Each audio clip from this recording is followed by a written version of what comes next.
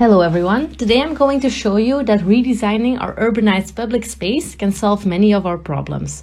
Throughout history, public spaces has often been adapted to the needs of the people of the time. The car, for example, has had an impact on our public space, and now too we have new needs and our public space will have to adapt to them. The lockdown has taught us new ways to move. We left the car at home and we all started walking and cycling. Not only did it become a new way of getting around, it also became a popular free time activity, alone but mostly with a lot of our friends. Our favorite activities was socializing with a walk on the river, a picnic by the canal. We were drawn to the water and it quickly became our favorite place to meet up with friends. We all went to visit the water everywhere, in nature but also in the cities. We started making massive use of our public space, as these were the only places where we could meet each other.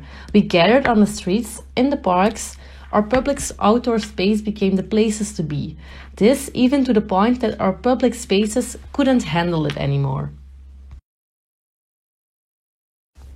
So the problem, however, is that our urbanized public space is not equipped for this. It does not meet these new needs at all. Even more so, the car takes away a lot of the space and leaves too less room for our social needs.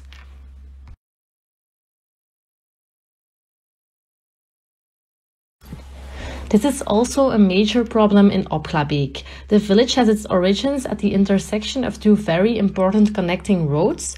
The car has played a crucial role in this village since the very beginning. The village square is located in the middle of the intersection. This image shows Oplabeek today. The images show how the car has taken over the entire village. There is very little space for the bicycle paths and the village square is almost completely used as a parking. The busy main road also runs straight through the village square. Everywhere you look, the car is in the center. But when we take a closer look at the map of Oplabeek, we notice that a great deal of potential is hidden.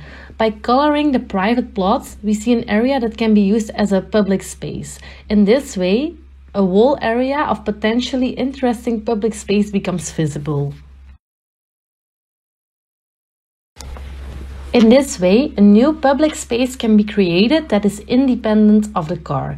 The car is not part of this area, but passes through the zones. This creates the possibility to develop a true cyclist and pedestrian paradise, which is completely separated from cars. But as we all know, there is a second problem, namely water. We pump up groundwater as tap water, but this water does not get a chance to recharge itself. Because of the paving and sewerage, the water does not stay local and it cannot infiltrate in the ground. So because of the paving and our sewage system, we have more runoff and less infiltration. And as a result of that, there will be a shortage of tap water in the future, but also the droughts and the flooding problems will get worse. When we look at the project area, we notice that water problems are also presented here. For instance, our wastewater is carried a long way by the sewage system to the treatment plants. From there, it ends up in the river and the water is discharged into the sea. So the sewers ensure that the water does not stay local and cannot infiltrate. The relief of the project area also worsens the drainage problem. Due to the difference in height, the water very quickly ends up in the Bosbeek Valley, after which it is transported to the sea via the waterways. So it also here cannot infiltrate or stay local. When we look even closer at our project area, we notice that the two big problems are clearly visible here. Studying the height lines already reveals a large part of the problem. We see, for example, that the difference in height causes the water to be drained into the Bosbeek Valley. This causes the Bosbeek Valley to be often overloaded. However, this can also result in flooding of the village square. The sewage system, however, only makes this problem worse. It It too often cannot cope with peak rainfall, which causes it to overflow at the village square. The height difference in the project area are currently a large part of the problem, but they also offer a very large potential for the solution. We have to make sure that we keep the water as high as possible for as long as possible.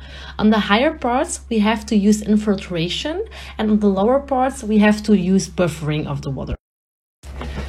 When looking at the strategy in the higher areas, we want to infiltrate as much water as possible. In order to make use of as much water as possible, we choose to filter the grey water. This way, we can use both rainwater and groundwater for infiltration.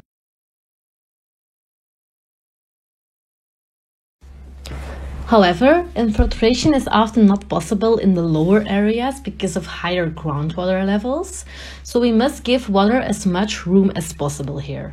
We therefore only work with rainwater, and we give the water more space by working with various buffers. In the design, we try to combine the two opportunities, so both social and water. In this way, the pedestrian paradise is decoupled from the car, but remains accessible by the car. By using the route network as a design strategy, we create space for the different tasks.